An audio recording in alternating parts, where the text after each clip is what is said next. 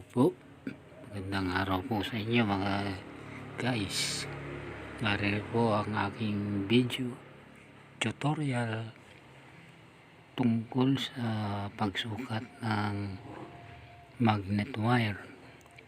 Request na video po ito ng ating kaibigan at madalas nga siya nagkakamali sa pagbili ng wire dahil hindi niya masukat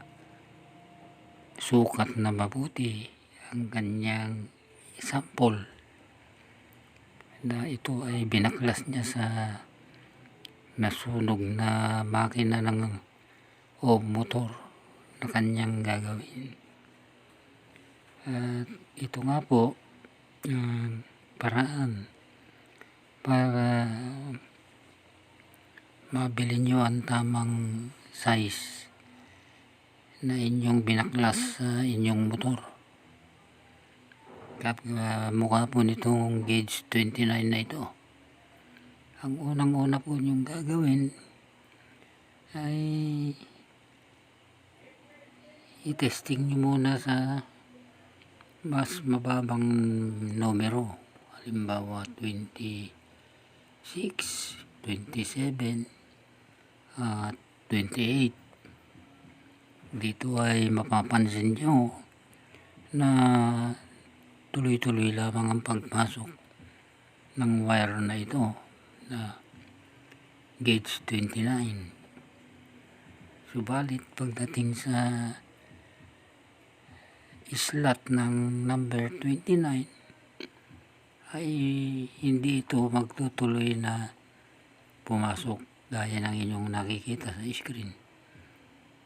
Hindi ito dumiretso, nangangahulugan lamang na meron itong resistance o lumalaban na ito habang nakatapat sa number 29. Samantalang sa number 28, ito ay dumidiretso.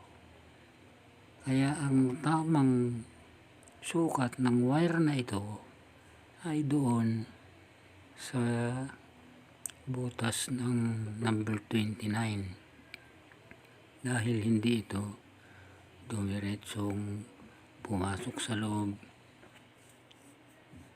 Ito naman po ang number 27. Ganun din ang ating gagawin. Ite-testing muna natin siya sa mas mababang numero. Halimbawa ay sa 25, 26. At mapapansin din uli natin na ito ay dire-diretsong pumapasok sa 25 at sa 26. Subalit pagdating niya sa 27, ito ay tumitigil sa ibabaw. At kapag yan ay pinilit mong ipasok, siya ay papasok sa 27. Yan ay nangangahulugan na ang wire na ito ay gauge 27. Hindi siya magiging hindi siya 26 dahil ito ay dire-diretsong pumasok sa 26. Kapag ang isang wire dire-diretso at wala man lang resistance o konting pigil, mali yun. Ang tamang numero nito ay 27. Yan po ang inyong tatandaan sa pagkuha ng tamang sukat ng magnet wire para hindi na-over yung paglalagyan nyo sa motor. Dahil pag mataba, naku po, mapupuno yung islat ng motor, stator.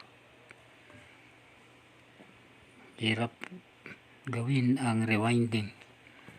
Mahihirapan kayo sa motor rewinding. Sobra-sobra ang laki ng wire ay sira ang ating trabaho. Sana matandaan nyo ang tutorial na ito. Sana nakatulong naman ng kaunti para magkaroon kayo ng kaalaman sa tamang pagsukat.